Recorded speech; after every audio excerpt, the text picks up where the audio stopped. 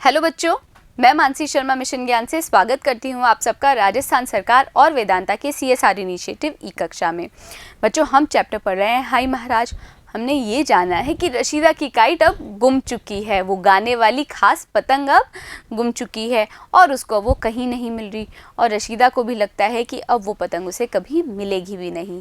पर जानते हैं कि क्या ये सच है? सच में रशीदा को वो पतंग नहीं मिलेगी क्या? चलो करते हैं इस भाग की शुरुआत। Then you'd better look at these. He handed her a long thin parcel.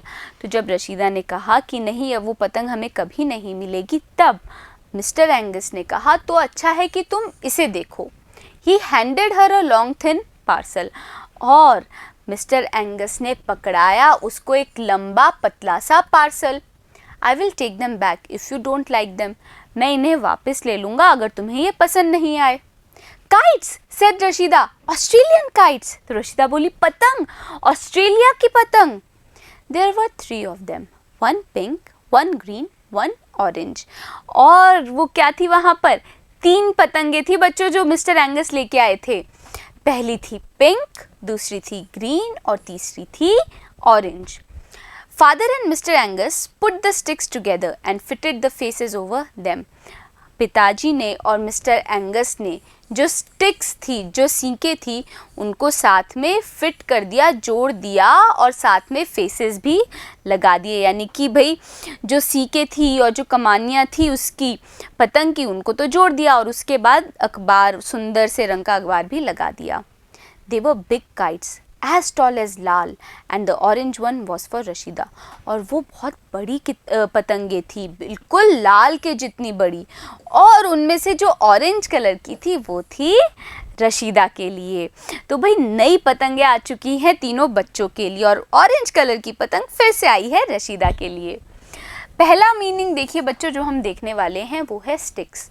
Sticks का मतलब होता है लकड़ी, पर यहाँ पे स्टिक्स का मतलब है सीकों। फिटेड यानी कि जोड़ दिया।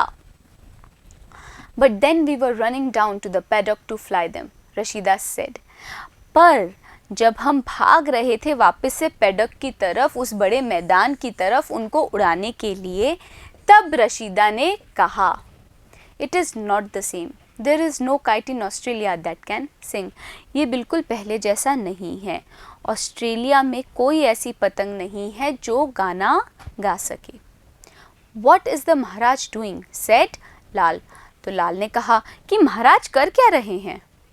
He was there at the foot of the 3rd hill, flying low over the bush and scrub.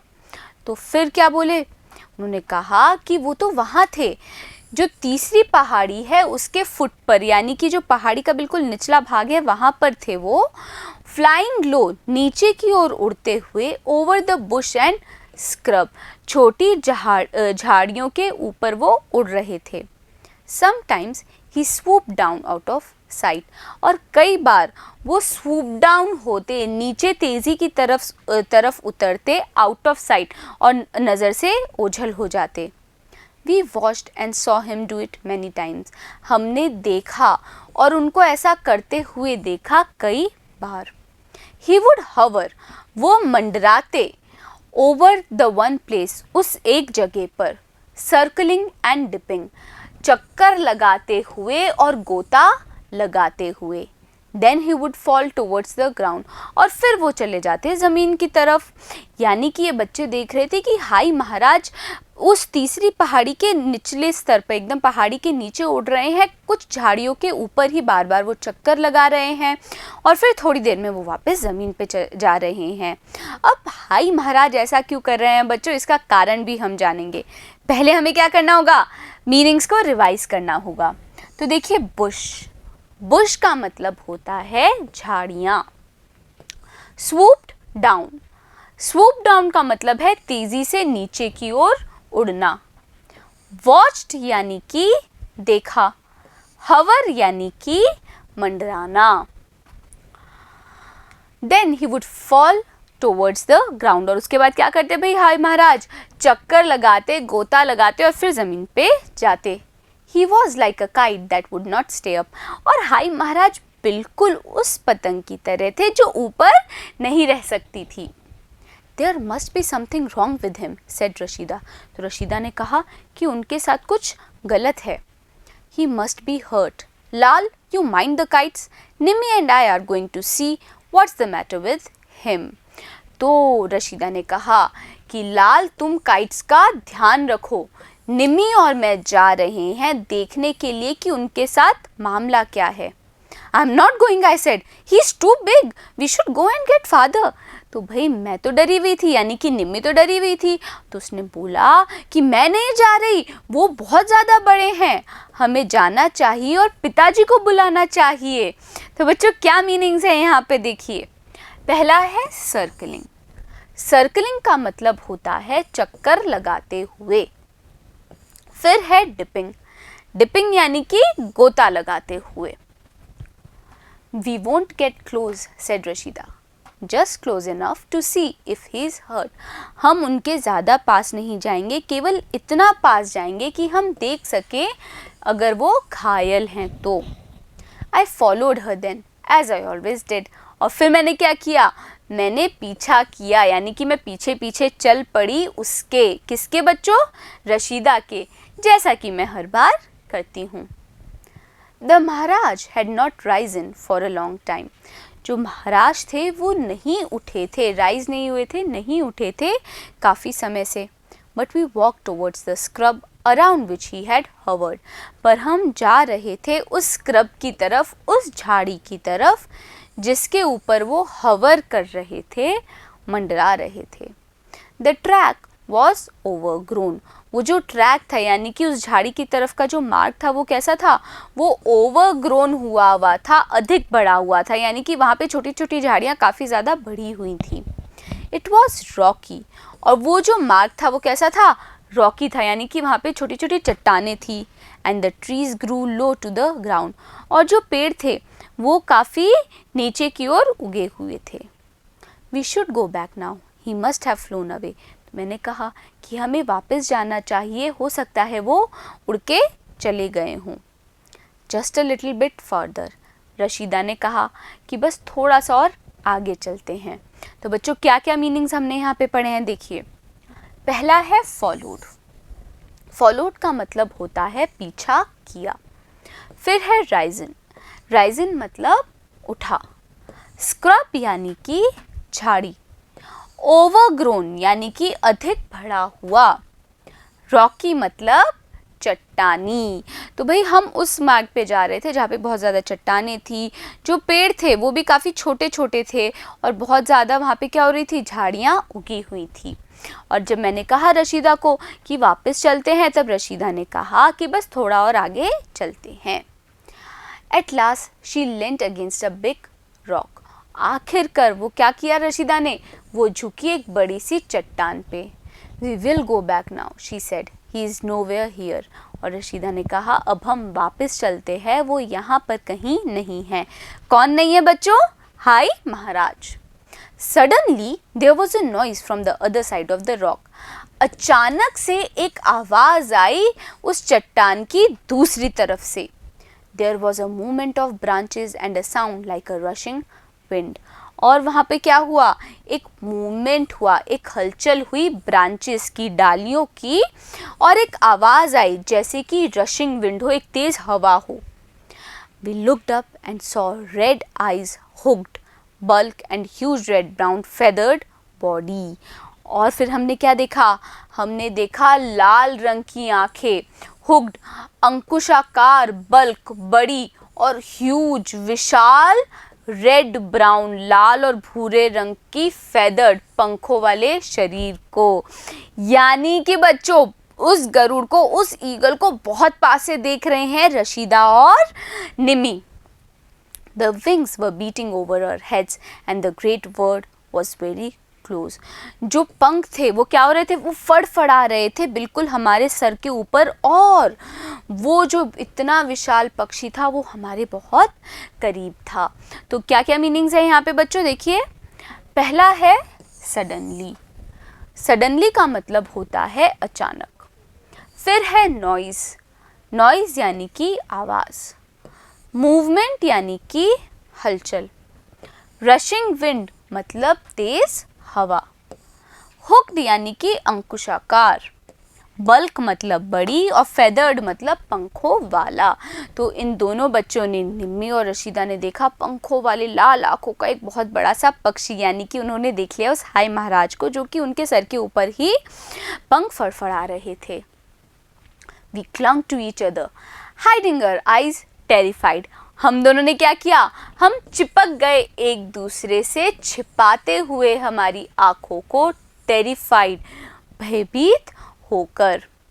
But we could not hide our ears, पर हम अपने कान तो नहीं छुपा सकते थे।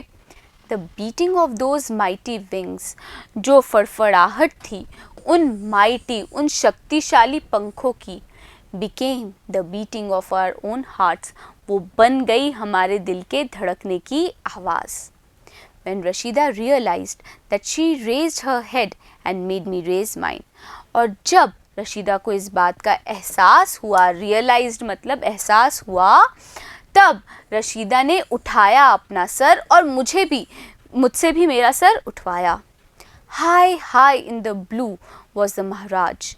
और क्या हुआ था बच्चों, भाई रशीदा को एहसास हो गया था कि वो जो महाराज हैं, यानी कि वो जो ईगल है, वो बहुत दूर उड़ चुका है। तब रशीदा ने क्या किया, भाई अपना सर उठाया और मेरा भी उठवाया, और हमने क्या देखा कि high high in the blue, यानी कि बहुत ऊंचाई उस ब्लू में, यानी कि उस आकाश में, वॉज द महाराज, वहाँ पर थे वो महाराज, वो ईगल। अ स्पेक, वो बिल्कुल एक छोटे से धब्बे जैसे लग रहे थे। अ टाइनी थिंग, एक छोटी सी चीज़ लग रहे थे, मूविंग टूवर्ड्स हिज हिल, जो कि क्या कर रही हो, अपनी पहाड़ी की तरफ जा रही हो। तो क्या क्या मीनिंग्स है बच्चों यहाँ पे जो हमने पढ़े, देखिए। पहला है क्लंग, क्लंग का मतलब होता है चिपट गए। फिर है हाइडिंग, हाइडिंग का मतलब होता है छिपाते हुए। फिर आता है टेरिफाइड, टेरिफाइड यानी कि भयभीत। माइटी यानी कि शक्तिशाली।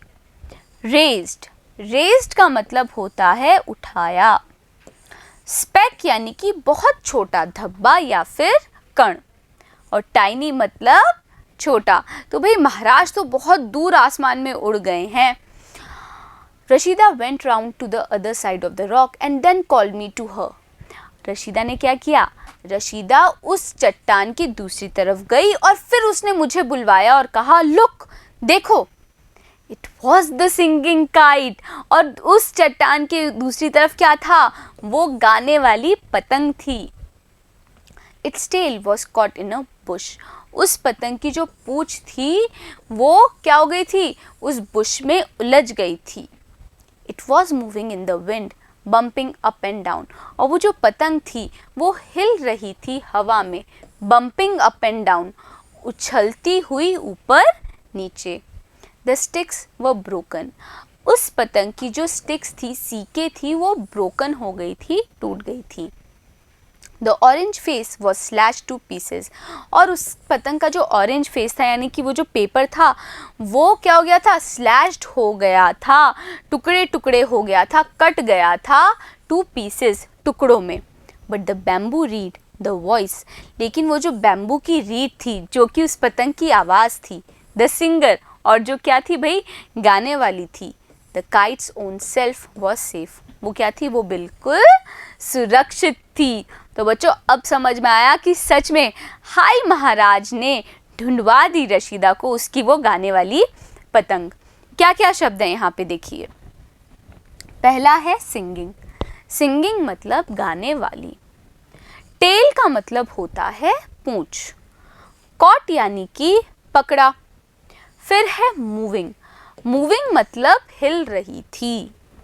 बम्पिंग मतलब उछलती हुई। स्टिक्स मतलब कमानियाँ। ब्रोकन यानी कि टूटा हुआ। अच्छा बच्चों, स्टिक्स का मतलब हमने एक और पढ़ा है ना, स्टिक्स का मतलब क्या था, सीके, तो यहाँ पे सीके भी मतलब बिल्कुल सही है। स्लैश्ड मतलब कट गया। पीसेस मतलब टुकड़े, और सेफ मतलब सुरक्षित। तो वो जो आवाज़ थी उस पतंग की, यानी कि बैम्बू की वो रीड, वो बिल्कुल सुरक्षित थी, भले ही जो कमानियाँ थी वो टूट गई हो, और वो जो ऑरेंज कलर का जो फेस है, वो जो पेपर है, वो फट गया हो, कट गया हो, पर फिर भी वो गाने वाली पतंग की आवाज़ बिल्कुल सही थी। अम्मा स्कोल्डेड अस एट होम। जब हम घर आए तो अम्मा ने हमें स्कोल्ड किया, डांटा। You are not to go near any of these wild creatures. तुम नहीं जाओगे अब से इन जंगली जीवों के पास। But father smiled. पर जो पिता थे वो क्या किया उन्होंने? पिता मुस्काए। Rashida is happy, he said, we can make a Australian kite sing. Rashida अब खुश है, हम उसकी वो ऑस्ट्रेलियन काइट को, पतंग को अब गवा सकते हैं। अम्मा वॉज होल्डिंग द काइट।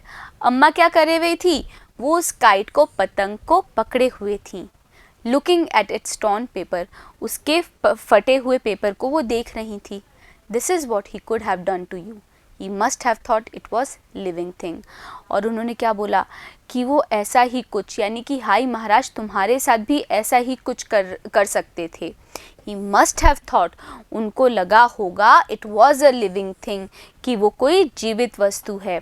बच्चों यानी कि हाय महाराज ने उस पतंग को संभाल के रखा ये समझ के कि वो कोई जीवित वस्तु है, और उस पतंग को क्या कर दिया? फाड़ दिया, ऐसा लगा अम्मा को। और अम्मा ने ये कहा कि यही चीज़ हाय महाराज तुम्हारे साथ भी कर सकते थे, वो ईगल तुम्हारे साथ भी कर सकता था, यानी कि तुम्हें घायल कर सकता था। But he didn't hurt us, said Rashida. पर रशीदा ने कहा पर उन्होंने हमें चोट नहीं पहुंचाई। And he showed me where the kite was, और उन्होंने मुझे दिखाया कि वो पतंग कहाँ पर है। तो क्या क्या शब्द है बच्चों यहाँ पे देखिए। पहला है स्कोल्डेड। स्कोल्डेड का मतलब होता है डांटा। फिर है वाइल्ड। वाइल्ड का मतलब होता है जंगली। क्रीचर्स यानी कि जीवों। स्माइल्ड यानी कि मुस्कुराए। लिविंग थिंग मतलब जीवित वस्तु। और शोड मतलब दिखाया। He is good Maharaj, said Lal. तो लाल ने कहा कि वो एक अच्छे महाराज हैं। Amma looked at him and then at all of us. You will not go near him again, she said. तो अम्मा ने पहले लाल को देखा, फिर हम सबको देखा और कहा कि तुम अब से उनके पास नहीं जाओगे। Outside in the yard, Rashida said. तो बाहर यार्ड में यानी कि आंगन में रशीदा ने कहा, the high Maharaj of the sky has given me my song. जो हाई महाराज हैं उस आकाश के, उन्होंने मुझे मेरा सॉन्ग, मेरा गीत मुझे वापस कर दिया। And I will thank him, और मैं उनका धन्यवाद दूंगी। She salaamed very solemnly. और फिर रशीदा ने क्या किया? सोलमनली यानी कि गंभीर रूप से सलाम किया। टुवर्ड्स द थर्ड हिल, उस तीसरी पहाड़ी को देखकर। एंड आफ्टर अ मोमेंट, और एक क्षण बाद, व्हेन आई ऑलमोस्ट लाफ, जब मैं लगभग हंस चुकी थी, so did Lal and so did I. तो जब तक मैं हंस चुकी थी तब तक लाल ने भी सलाम किया और इसी प्रकार से मैंने भी सलाम किया। तो बच्चों दो शब्द हैं यहाँ पे। पहला है सोलमनली यानी कि गंभीर रूप से। फिर है मोमेंट। मोमेंट का मतलब होता है क्षण। तो बच्चों ये प्यारी सी कहानी मैं उम्मीद कर रही हूँ आपको पसंद आई होगी। अब पूरी कहानी को हम दोबारा रिवाइज करते हैं कि कहानी में क्या क्या मुख्य घटनाएं हुई हैं। देखिए 3 बच्चे हैं, रशीदा, लाल और निम्मी। इनकी है ये कहानी द हाई महाराज। इनको पतंग उड़ाना पसंद है और वो पतंग उड़ा भी रहे थे एक बहुत बड़े मैदान में। और फिर क्या हुआ? उन्होंने देखा एक हाई महाराज को, और असल में हाई महाराज हैं गरुड़, एक ईगल। फिर देखते ही देखते क्या हुआ? रशीदा की वो गाने वाली खास पतंग की डोर टूट गई और वो पतंग दूर कहीं चली गई। अब रशीदा तो बहुत दुखी थी क्योंकि उसकी पतंग खो गई। मिस्टर एंगस नई पतंग भी लेके आए तीनों बच्चों के लिए, पर रशीदा को क्या लगा कि ये बिल्कुल पहले पतंग जैसे नहीं है, पहले जैसी पतंग नहीं है। क्यों? क्योंकि ये जो ऑस्ट्रेलियन पतंग है वो गाना नहीं गा सकती। फिर जब वो उड़ाने उन पतंगों को मैदान में गए थे तो उन्होंने क्या देखा कि हाई महाराज पहाड़ी के नीचे हैं और वो एक झाड़ी पे बार बार चक्कर लगा रहे हैं। रशीदा और निम्मी देखने गए कि भाई आखिर मामला क्या है, कहीं हाई महाराज घायल तो नहीं है। उन्होंने क्या देखा कि हाई महाराज को तो उन्होंने बहुत पास से देखा ही देखा, उन्होंने ये भी देखा कि वहाँ पर रशीदा की वो गाने वाली पतंग मौजूद थी और हाई महाराज उड़ के दूर जा चुके थे। और इसी प्रकार वो ले आए अपनी उस गाने वाली पतंग को घर। जब अम्मा ने इन तीनों बच्चों को डांट लगाई, पर आखिरकार रशीदा और दोनों बच्चों ने सलाम किया उस तीसरी पहाड़ी को देखकर। क्यों? क्योंकि उन्हीं हाई महाराज के कारण रशीदा को उसका गीत वापस मिल गया था। तो अच्छी लगी ना बच्चों ये कहानी? अब मिलेंगे अगले वीडियो में और करेंगे हम इसी कहानी के क्वेश्चन आंसर्स। बने रहिएगा मेरे साथ, मिलते हैं अगले वीडियो में।